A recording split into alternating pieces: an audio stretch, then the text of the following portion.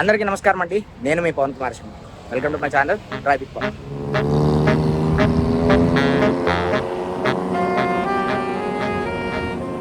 దేశం దాటి మొట్టమొదటిసారిగా విదేశానికి అయితే వచ్చాను. ఎనీ గెస్ మీరు ఏమైనా చెప్పగలరా? కొన్ని క్లిప్స్ వేస్తాను, కనిపెట్టడానికి ట్రై చేయండి.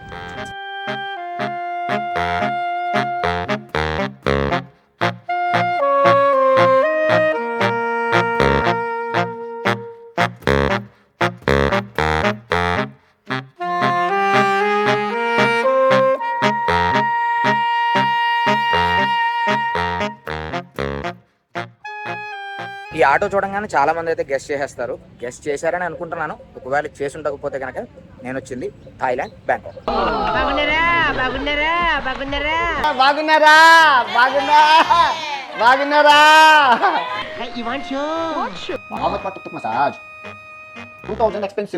బ్యాంకాక్ పటాయా గురించి మొత్తం ఇన్ఫర్మేషన్ ఈ వీడియోలో ఉంటుంది మామ. నాలందరూ అమలు అబద్ధాలు చెప్పి బ్యాంకాక్ నానా ప్లాజా వస్తారు. నాలందరూ వచ్చే ప్లాజా నానా ప్లాజా.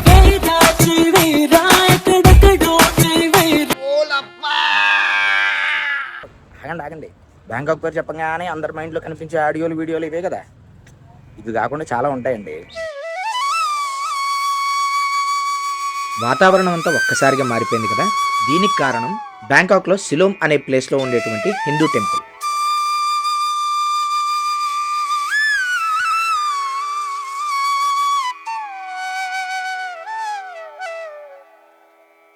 ఈ దేవాలయంలో నవగ్రహాలు, మహాదేవునితో సహితంగా మహామారియమ్మ దర్శనమిస్తారు.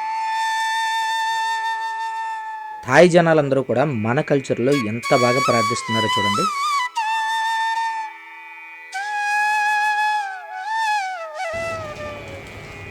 చూసారా? థాయిలాండ్ అంటే అవి మాత్రమే కాదు, ఇవి కూడా ఉంటాయి. ప్రతి కాయిన్కి రెండో సైడ్ అనేది ఉంటుందండి. అదే ఇది.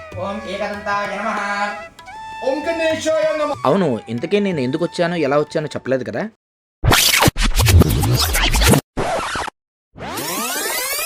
అందరికీ నమస్కారం అండి. నేను మీ పవన్ కుమార్.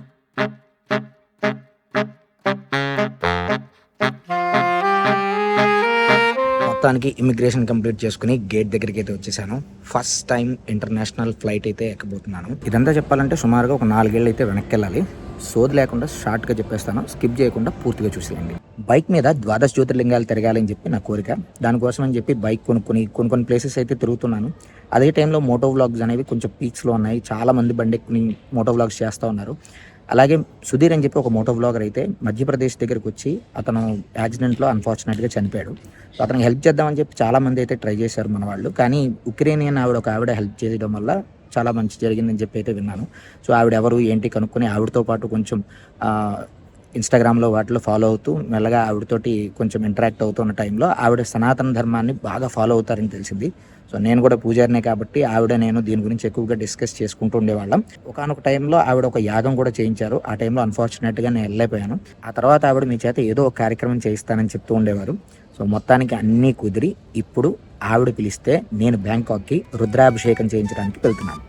ఓం ఏకదంతాయ నమః, ఓం గణేశాయ నమః, ఓం కపిలాయ నమః, ఓం గణేశాయ నమః, ఓం గజకన్నికాయ నమః, ఓం గణేశాయ నమః.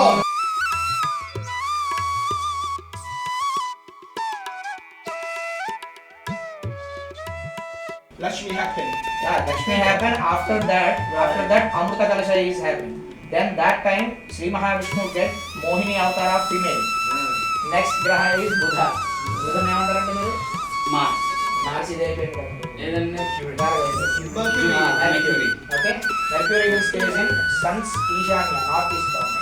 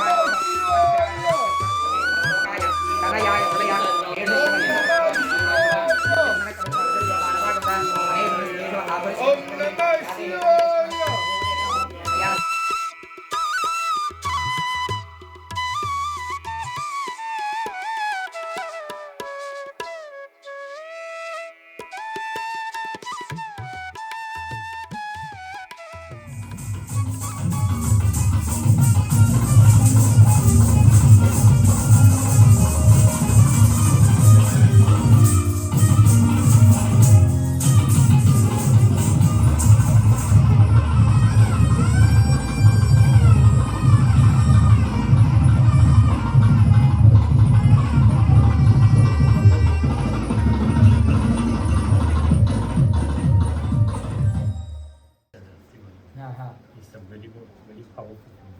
That is called Abhisheka. So Abhisheka is one of the greatest form to serve Lord Shiva.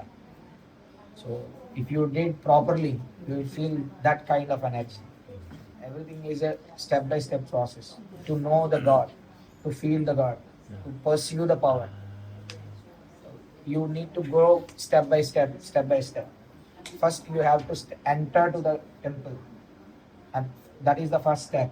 The second step, you have to connect with the God, and third step, you have to do puja, and fourth step, you have to go to dhyana.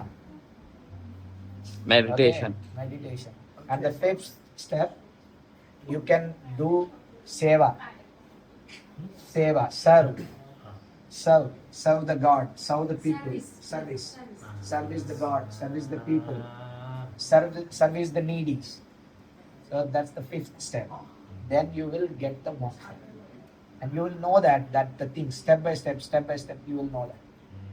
You have to be like that. Okay. Puja and Hindu puja today.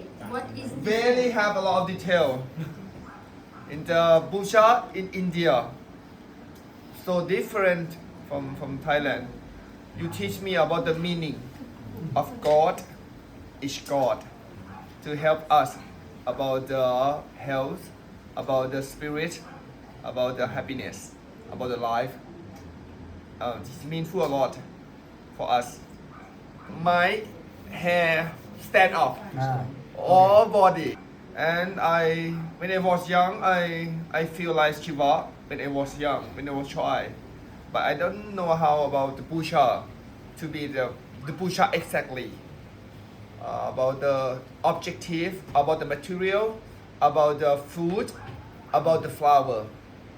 It's like it's not easy to connect the God if you don't have the knowledge. That's why you teach me a lot today. And thank you very much for tonight that you come to Bangkok and you come the first time in Bangkok. It's mean to me, it's mean to us. అలా కార్యక్రమాన్ని దిగ్విజయంగా పూర్తి చేసుకుని Thailand మహారాజు గారి కోట మీదుగా Bangkok మహానగరంలో ఉన్నటువంటి మహాదేవుని దేవాలయానికి వచ్చాం. ప్రపంచంలో సనాతన ధర్మం ఎంత పురాతనమైంది అని చెప్పడానికి ఈ దేవాలయం ఒక నిదర్శనం.